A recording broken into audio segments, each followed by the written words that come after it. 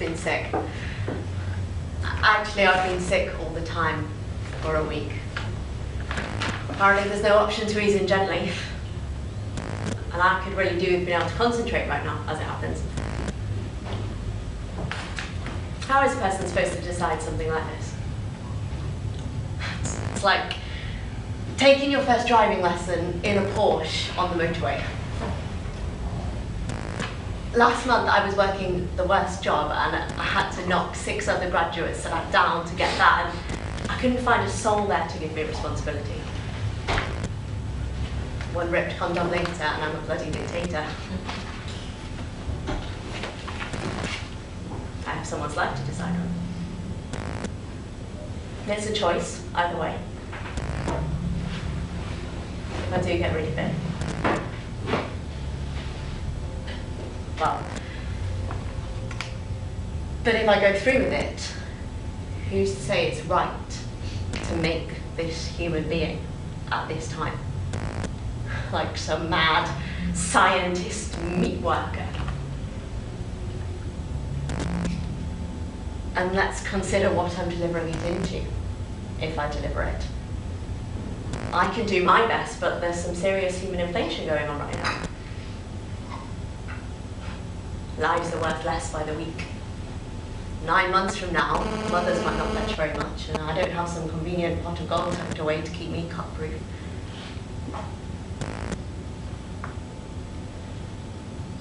So I have to ask myself, what can I scrape together out of nothing that resembles a childhood? Then again, you see me still breathing, not quite wasting away from poverty. I've been used to doing the impossible for myself. Perhaps I can do that too.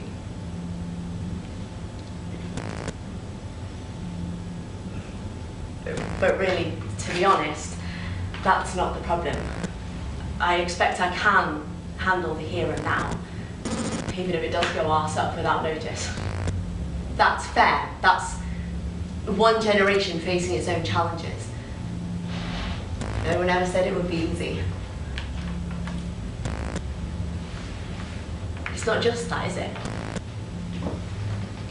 You know, once upon a time, you gave your all to raising a child. You fed him from your blood and from your milk, and you dedicated years to getting him to sleep, getting him to school, keeping him out of trouble, fast-flowing rivers. And if you had an ounce of energy left after all that, you'd coax his dreams out of him and tell him you thought they were fantastic. Go on, my son. In other words, you dedicated the necessary couple of decades to child rearing. After which, of course, the call might come for him to go off to war, be made into meat all over again. Back to blood. Nowadays, you do all the same stuff, but then you have to worry about working a job and cursing your way through traffic, concern yourself with estrogen in the water and online grooming trends.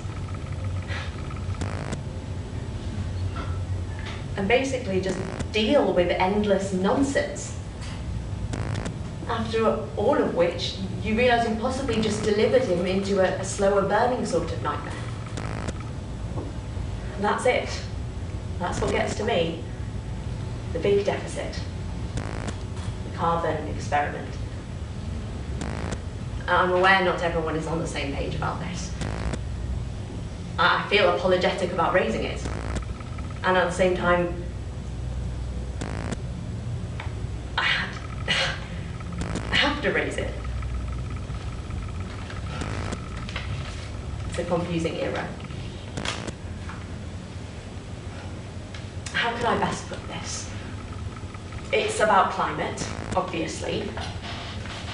The carbon dioxide, methane, feedback loops. 97% of scientists are sending up flares. Now, 97% of them could still be wrong, but I wouldn't want to gamble anything I'd miss on it, like, say, civilization. Because if they have a point, a serious point, and we carry on regardless, then we'll see 20 degrees hotter, maybe, at the surface of the Earth. If we burn all the coal and oil that we know about, and all the gas, agriculture will end. Human beings will die from it being just too hot, frankly, to live. And there will finally be no such thing as society. And I wonder if we've got star envy or something. Because it's not sane, is it? Still drilling, still mining, deeper, harder, ripping our ancestors up from the fossil beds and setting them on fire. As if to say to the sun, see what we've got?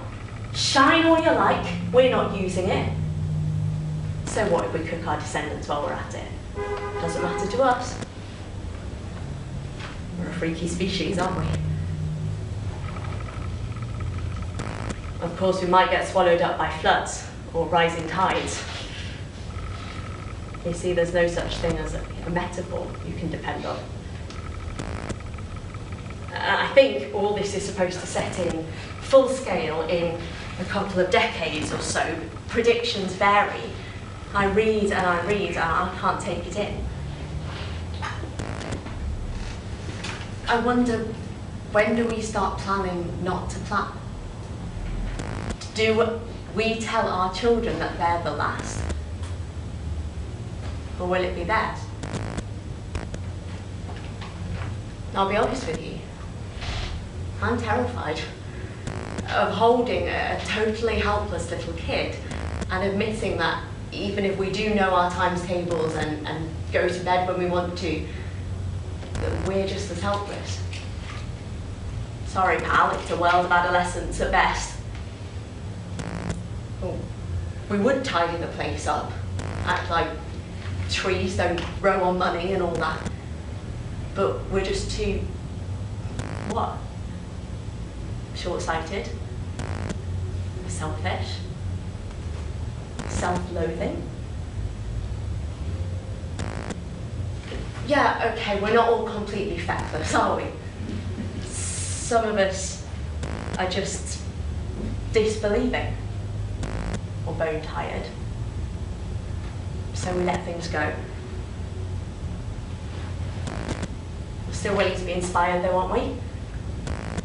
There are plenty of bright sparks out there that have the answers. One of you might be the next Edison in LEDs or the Mrs. Beaton of passive apps. And it's all just good housekeeping. That's the bloody joke. Use what you've got. Be creative. Clear up after yourself. Keep in with the neighbours. Don't get cocky. We've always known what to do. That's not the problem. Oh, it's them at the top, isn't it? The ones we elect, God help us, or the ones that get there or into government anyway. They're the freaky species. Scything money around from one market to the next, stirring up famine, buying up the competition, the media, DNA, if they get the chance. Soon the arse you're sitting on won't be your own.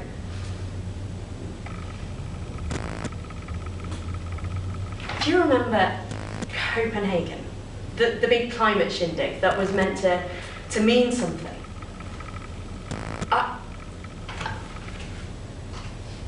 I wanted to believe that that lot could be trusted. And some of them were thinking about the future, about their children, ours. But turns out the US was spying on the rest of them, pushing for their own interests. Translated as money now and fuck tomorrow. I don't suppose you're surprised. Power never did improve people much. Perhaps the scale of what's at stake is all that's new. So yeah, ça change. Another continuing truth, of course, is that they can't do it without us. We're the troops. We're the army marching on towards our likely demise. Dig stuff up out of one hole in the ground, use it, chuck it in another. Dig it, use it, chuck it, dig, use, chuck, on and on, ad infinitum. It's a civil war. Us against the biosphere. Surely that's a cause for some conscientious objection.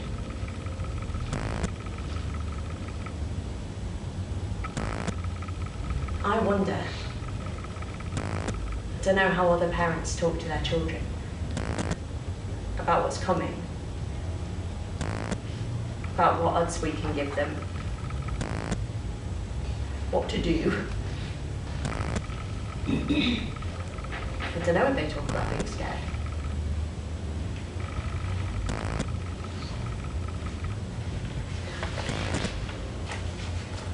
Many things were not the greatest in my childhood, but I remember, among the usual dramas, feeling peaceful, often, staring out of my bedroom window into the night when I was supposed to be asleep, nodding off in school the next day. There was always someone in charge, someone capable, mainly, wanting to spare me from the worst of life's indignities. And they did. Mainly. So I grew up and I inherited my future. It's hard to give up on doing as much for them anymore. But it's always been true that you can't raise a baby alone. But what do they say? It takes a whole village. It makes sense. Because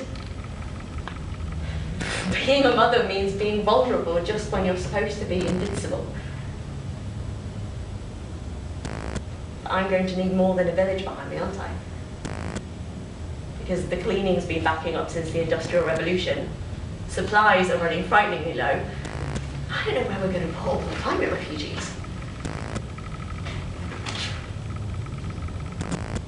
I've been known to lack the motivation to change channel before now. These days, it seems my presence is required at the revolution. Because if I'm going to populate the future, then I refuse to resign myself to the worst one possible. I will refuse to accept that it's essentially over, that we're just playing out to the end of the reel. I refuse to push a kid out of me and raise it and teach it what words mean, only to lie to its face. But I can't tell the truth to a child as it stands either, so the truth will have to change. Like I said, I'm used to doing the impossible. The 97%, some of them are still saying that we could turn it around. That the world we leave could be never the same, but maybe still one our kids won't hate us for. That's a chance for them. It's slim to precarious, but it's enough to clear me of complete dereliction of motherly duty. It shows me how to be part of this generation. And it redeems me, I hope, if I agree to the next. Or it does if I take that chance. If we take that chance. And work on it in every way we fucking well can. To prise the odds open. To squeeze some hope through that narrow possibility. So yeah. It means I can do this. Maybe. It'll be a push, of course. Just need to know if you'll push with me.